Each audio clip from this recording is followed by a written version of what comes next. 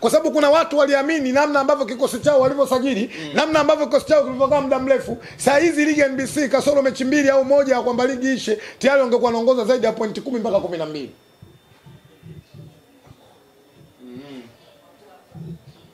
Niwaambie tu wana Simba,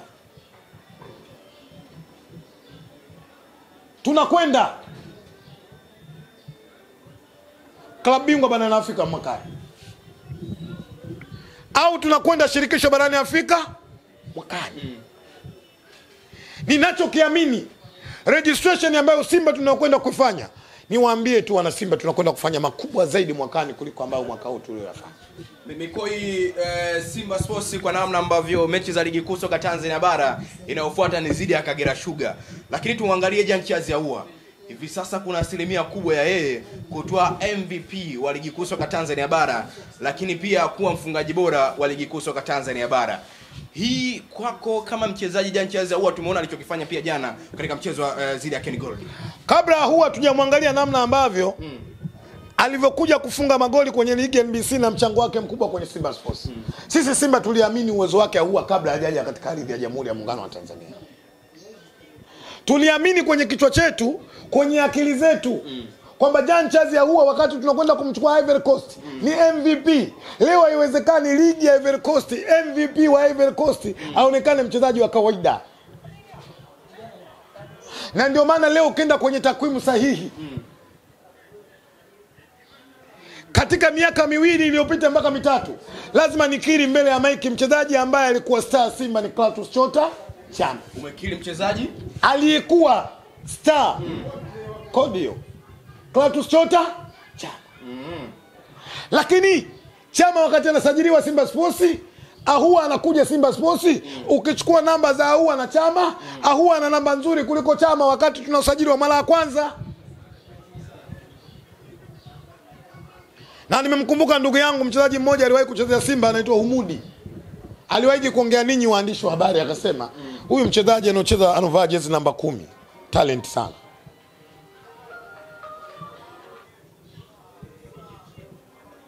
Kwa mimi naamini Mungu ikimpendeza, akiendelea kumlinda na afya njema, Jean Charles Ahoua atakwenda kuchukua japo kuna mchezo mchafu na kwenda kufanyika Zanzibar.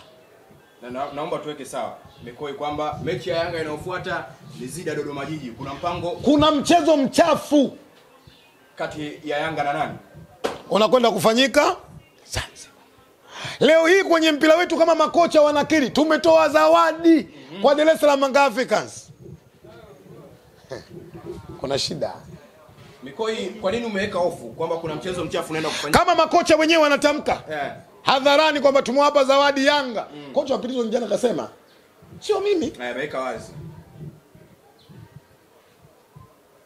Kwa hiyo inawezekana kama kocha wale, kama Prison walitoa zawadi kwa Dar es Salaam Africans, Dodoma Jiji anashindwa nini kwenda kutoa zawadi kwa Yanga? Na naomba kwamba kama Tanzania Prisons ametoa zawadi, kama Tanzania Prison wamekutoa zawadi kwa Yanga, na wanakuja mbele ya Mike wanakiri kwamba tumepeleka zawadi kwa Yanga. Kwa nini Dodoma Jiji wasitoe zawadi kwa Yanga? Hii bato kwa namna ambavyo Mikoi umezungumzia, tukiangalia mechi ya Dodoma Jiji na Yanga ya kwanza, Dodoma alikufa kwa magoli mengi. Ndio kitu ambacho kinakupa hofu. Maji yanabaki kuwa maji tu. Japokuwa kuna maji ya chumvi, kuna maji baridi, lakini yote maji. Nini unamaanisha Mikoi? Wewe baki na kodi tu. Maji yanabaki kuwa maji, aidha ya chumvi, maji. Hii vita ya kuwa mfungaji bora, tukiangalia Jean Charles Ahoua na magoli 13, lakini Mzize ana magoli 13, kuna kitu umeweka nacho hofu hapa kwamba kuna namna usipunguze. Jean Charles Ahoua ana 13 bwana. Hesabu zako za wapi? 16 kwa 13. Difference ya magoli 3 Mikoi. Kitu ambacho unaweka hofu katika si magoli mengi na wala sio magoli machache. Inategemea mazingira na namna ambavyo ushindani na watu ambao mnakwenda kukutana nao. Lakini kikubwa kama niliposema awali, niendelee kumwomba Mwenyezi Mungu aendelee kumpa afya njema Jean Charles Ahoua. Mimi naamini kwamba yupo si kwa ajili tu ya kuonana na kuwa mfungaji bora. Jean Charles Ahoua yupo kwa ajili ya kuisaidia Simba. Kuna namna ambavyo Simba mwaka huu wanafanya vizuri. Mechi ambayo itatoa taswira ni ya dabi ya Kariakoo. Simba hivi sasa wanarudi nyumbani na wameshawasili tayari Dar es Salaam kujiandaa na mechi dhidi ya Kagera Sugar. Baada ya hapo, kituo kinachofuata kitakuwa ni dabi ya Kariakoo. Kisugu, hii mechi kama wana Simba na mashabiki na wanachama wa Simba, hii mechi mnaitazamiaje? Mechi ya kutangaza ubingwa. Na nyinyi mmetaka na nyinyi mmesema kwamba mmesalia na kombe moja tu la ligi kuu soka Tanzania bara. Tunaamini kwenye moja, tukitoka kwenye moja tunaamini kwenye mbili. Lakini hatuwezi kuamini kutoka kwenye moja kwenda kwenye 10. Wacha kwanza tumalizane na Kagera. Wacha kwanza tumalizane na Kagera. Ndipo itafuata. Wacha tumalizane na Kagera kwanza. Ndipo itafuata dabi ya Kariakoo. Wacha tumalizane na Kagera kwanza. Mikoa umezisikia taarifa kuhusiana na FIFA kuja Tanzania kulichunguza sakata ama kuichunguza TFF. Hii taarifa umekutana nayo Mikoa. Kwenye hiki ambacho kinaendelea tumalizie na hili. Hii taarifa kwanza kwako umeitazama na umeisikia kuna namna ambavyo soka letu limeingia doa kama kweli FIFA anaingia? Yes, taarifa nilitazama na kwa bahati mbaya zaidi jana nilijaribu kuongea na waandishi wa habari. Nilikiri kwamba zile taarifa zipo na kweli watu wamekuja kufanya uchunguzi, lakini kitu ambacho nilichogundua siku hadi siku na mimi baada ya kufanya research zangu sio uchunguzi ambao sisi tunafikiria.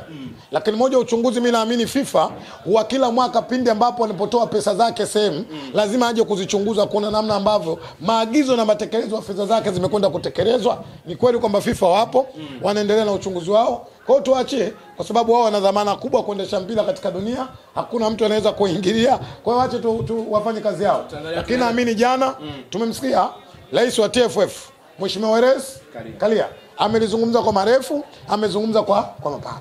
Waandishi wa habari, FIFA kuwepo katika ardhi ya Jamhuri ya Muungano wa Tanzania, msitengeneze kuwa story kubwa na kutengeneza taharuki kwa wana football. Kuna muda mwingine waandishi, acheni interest zenu, jadilini jambo kwa sababu ya maslahi mapana ya Jamhuri ya Muungano wa Tanzania. Shida waandishi, mnatengeneza history, mnapeleka pressure kwa watu. FIFA wanapokuja sehemu unaweza ukayasoma zile herufi ngao ngapi? 4, lakini zile herufi 4 zinaitingisha dunia zinapoamua. Leo tunaona Kenya wamerudi nyuma, wanaanza kutamba tena kujitafuta.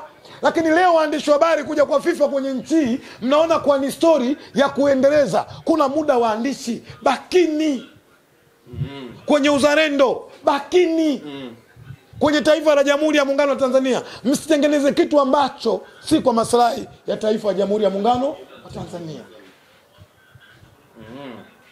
Leo FIFA akifanya lungu, wewe utakwenda kumhoji nani? Unaenda kumhoji nani? Au utaenda kumhoji kocha wa Tanzania Prison anayekiri kwenye maiki kampa zawadi Yanga? Mikoi ngoja, au utakwenda kumhoji kocha wa Prison anayekiri kampa zawadi Yanga? Tutafuata hiyo.